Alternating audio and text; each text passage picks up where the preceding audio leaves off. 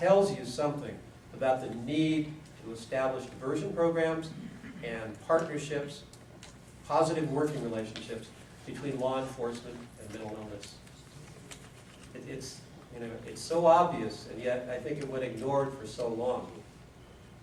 I have to tell you that, not just because my background is with San Jose PD. I worked in other places, but I still consider myself a San Jose guy because that's where my father worked, and that's where my son, who's in the back of the room, the PIO, worked. I got to try him too. San Jose was the first department in California to bring CIT to this state. And recently, my hat is off to San Jose PD because it's the only department that I know of in Northern California that has made the commitment to train every single recruit officer in a full 40-hour CIT program as part of their advanced officer course, or not advanced officer course, but FTO program, field training officer program. I've been gone a long time, I get my acronyms all backwards. Okay, well, we're supposed to wait for questions on cards, huh? Okay, no questions, you guys. I'm going to tell you a little bit about what we're doing in this county to create that positive working relationship and that level of collaboration that I talked about that's absent in most areas. Mental Health Services Act was passed in 2004. It's a 1% tax on incomes over $1 million, and it's spent for new mental health programming. And that's an overview of a major program that I could talk about for 2 hours. That's it in a nutshell. It's a 1% tax that funds new mental health programming. Dr. Nancy Pena, who is our mental health director in this county, really saw the need to establish this positive relationship between law enforcement and mental health. She had invited law enforcement and the DA's office and the probation department to be a part of the Mental Health Services Act Planning Board, called the Stakeholder Advisory Committee, Stakeholder Leadership Committee in this county. The DA's office, law enforcement agencies. I was there actually before I started working for the county, representing law enforcement. And we had a lot of input. Law enforcement had a lot of input into our county plan. And then as a result of that idea evolved, and Nancy said, we need to hire actual law enforcement liaisons to build this relationship. So that's the background of the first thing that we're talking about. There are 3 law enforcement liaisons working for Santa Clara County Mental Health Department. Myself, retired Captain Kathy McKenna from Palo Alto, and retired Sergeant Dave Newman from San Jose. And I got to tell you, Kathy and Dave are just kicking butt out there. Kathy is working in the North County. She's on a daily basis now, not only going out and giving trainings in various police departments, but especially in Santa Clara, Mountain View, and Sunnyvale. She's actually going out with officers on individual calls involving chronically mentally ill people and bringing to bear the resources of the mental health department on those situations and trying to divert these people into services before they get booked into jail. Dave Newman, conversely, in South County is working primarily with the homeless population, and Dave has a gift for working with veterans. He's a Vietnam vet, he speaks their language, and he works closely with Harry Mazera here and with Bob Dolce from our Housing and Homeless Division over at the Mental Health Department, and they're doing incredible work out there. I can't brag enough about what Kathy and Dave are doing. So that's what the LELs are doing. The Mental Health Department also opened the Mental Health Urgent Care Center. In a nutshell, when law enforcement officers encountered somebody who was mentally ill in the past, they had one choice, or 2 choices: let them go, or take them to psych services and book them in on a 72-hour hold. Now there's an alternative, lower level of service. It's a voluntary service that officers can take people to, get them into services, get them meds, get them engaged in long-term care. Fantastic programs, brand new. We started a second CIT program in the county. San Jose started the first. The county, with the Sheriff's Department, started a second one. I'm going to leave all the CIT comments for Jeff and Teresa. We're providing training at every single municipal law enforcement agency in the county. We're going on field responses on a case-by-case basis with law enforcement officers as they call us and ask us. We're working closely with the specialty courts, which is like the mental health court, and the veterans court, the homeless court that we have in the county. We're doing a lot of work now, just starting to work with housing and reentry planning. And probably Harry and Bob could be up here talking about this more than me, but the whole issue of reentry planning and housing for people that are mentally ill and getting out of custody is huge.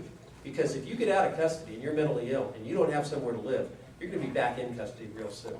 Housing and engaging people in services right from the outset is part of the reentry planning and the housing programs that we're doing. And if we could give Bob Dillsey a few more $1 million, he could house a lot more people, and I would be in favor of that. Probably the last two things that are really important I want to mention are some of the Mental Health Services Act money goes to fund innovation projects, model projects. We're doing a project called Innovation 7 right now with San Jose Police Department. And probably there's a few people out there that know about this project, but it's new. We have made a partnership. The Mental Health Department and San Jose Police Department have formed a partnership, a new collaboration. We're working on the formal MOA right now because, any lawyers in there? Lawyers got involved, so now we have to have a formal MOA. What it is, it's post-crisis intervention. And San Jose PD is going to forward to the Mental Health Department a list of all the mental health and suicide-related calls with the consent of the people involved. There are about 2,000 of those a year in the city of San Jose, about 4,000 countywide. San Jose has half of them. What we have committed to do is within 24 hours, contact those people by telephone, arrange an appointment, and within 72 hours, we will have a licensed clinician and some kind of a culturally appropriate peer or family representative, a team of 2 people at their home, engaging the people who are mentally ill and engaging the family and services with groups like NAMI, with Community Solutions, with Momentum, with the county, whoever is appropriate. But we're going to be hooking up people within 72 hours, meeting in a very compassionate way. The word compassion came up over and over in our meetings. So in a compassionate way, a licensed clinician and a community representative essentially will be contacting every one of these people and their families who have been involved in either a mental health crisis or a suicide-related crisis in the city of San Jose. Could you please repeat that program? It's called Innovation 7, Post-Crisis Intervention. Do you know about when it's going to start? Working on the MOA now. I don't think we can actually start anything till after July because the budget's frozen. So I would guess early in the next fiscal year, we're going to be going. We're going to have the MOA done, and we will have our vendor selected before we can spend any budget money for next year. So I would anticipate around July. Yeah. It's not real complicated, folks. This is not brain surgery. It just takes a political will and collaboration among agencies that didn't used to exist. The second thing that we're doing, Innovation 8, is interactive video simulation training for police officers. And San Jose PD, the Sheriff's Department, and the academies all have this technology that shows life-size videos that cops interact with. And it's always been used to teach officers about use of force and shoot, don't shoot in the past. Now we're developing 6 videos to teach officers to interact with mentally ill people. And we're using existing technology called AIS Prism. And they're excited about this. They want to go nationwide with it. We're going to be working with AIS Prism to develop these videos.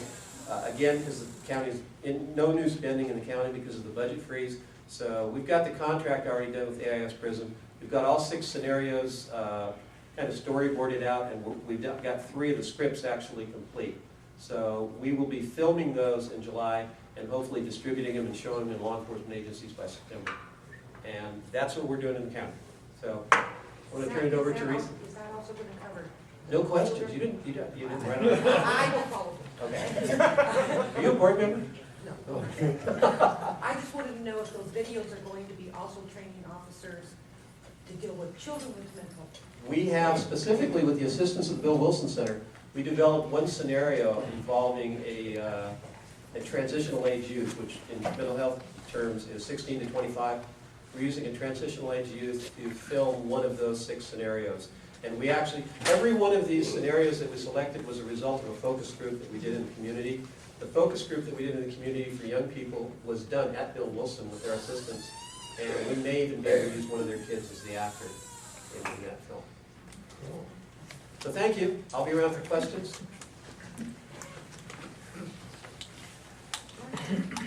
How's everybody going so far? You was like perfect. Show the tie. Purple tie. It's everybody else is wearing purple, so I figure it was only appropriate. My name is Jeff Sumner. I'm an officer with the city of San Jose. I've been with the city now about 14 years, and I'm in the crisis management unit. I oversee or I facilitate the training for what's known as the CIT program. And I'll talk about that a little bit. I know Pat just spoke about pretty much the mental health and issues that we're facing countywide. I'm going to specifically talk about CIT with the San Jose Police Department. give you a little bit of history of what CIT is all about, is it started in Memphis, Tennessee in 1989. And it's basically an innovative first responder model of police-based crisis intervention with community, healthcare, as well as advocacy partnership. The CIT model was first developed obviously in Memphis, and San Jose is the first department that adopted it on the West Coast. I'm also very happy to say that we're the only department that I know of in the nation that has developed the CIT program and implemented it into our police academy training. And why is that? Well, we want to ensure that all of our officers get trained in CIT. And by training them right at the onset of their police career, they'll end up going into this line of work, having that training under their belt already. So we're actually really happy about that. But the basic goals of CIT are a couple things. One, it's to improve the officer and the consumer's safety. We hear about these shootings and things that go on, you read about it in the media. But what we want to do is educate the officers on what the various mental illnesses are, whether it's a developmental disability, so that if an officer gets dispatched, say, to a call where somebody's reporting that this guy is in some type of episode where he's speaking to himself, he's talking out loud, it sounds like he's crazy, you know. The officer then would be able to intelligently look at that and go, okay, we know what, those are symptoms of schizophrenia, and now I'm better prepared to deal with this and understand a little bit more about the illness, rather than going into it not understanding the illness and maybe not taking steps that somebody who's a little bit more educated on it could do. And basically so our program, I'll talk a little more about it. We started the program here in San Jose in 1998. It's a 40-hour course of instruction. And right now, not only are we doing it with the academy, but we're taking senior officers who volunteer to come to the training. The training develops a couple of things. One, we talk about mental illness. We go through mental illness, developmental disabilities, PTSD, chemical dependency, as well as the legal issues that are involved within the mental health community. PTSD right now is a real big thing. We're in partnership with the VA. We work very closely with the VA because some of the PTSD issues that we're seeing with returning vets are eventually going to become a big issue that we need to deal with, because the current campaigns that we've been engaging worldwide, we've had more troops who've seen combat experience than we've had in history. Okay? So at this point, the police department is about a quarter of our officers have been trained in CIT. You can usually find a CIT officer, they wear a pin above their name tag that says CIT. That'll signify that they've been trained in the CIT program. We also have a great working relationship with NAMI, the Bill Wilson Center, the VA, like I said, and we're constantly trying to evolve the program and grow it. Some of the things, I know Pat was throwing out some statistics to you guys, and with all the cuts that are coming down right now, I think last year was the governor cut $32 million from the state's mental health program. Just to give you guys another little stat that I find boggling is that the largest mental health facility in the United States is the LA County Jail. So that's pretty much a nutshell of what the San Jose CIT program is all about. Now I'm going to talk about a little bit of if you guys need to call 911 for an officer to respond, what kind of things that you can use to help you with speaking to the dispatcher so that they have information about what to give the officer as he responds to the scene. One of the things that we also do with San Jose is the dispatchers go through the 40-hour CIT training as well. And that way they have an understanding of what exactly is going on. They'll understand what the officers are doing and with the information that they're getting over the phone. So if you were to throw out the term CIT, right off the bat, there's already a protocol in place for that. The dispatchers are going to know exactly what you're talking about. You don't have to try to explain certain things. You can say, so-and-so, my friend, my spouse, my child, whatever is diagnosed with schizophrenia, is bipolar, and this and this and this is happening. The dispatcher is going to know exactly what you're talking about. They're going to get that information to the officer so that they can be better informed when they respond to the scene. And that's the main goal of what we're trying to do, is evolve the program, inform the officers so that we have this better working relationship with the community when we're in contact with somebody who's in crisis.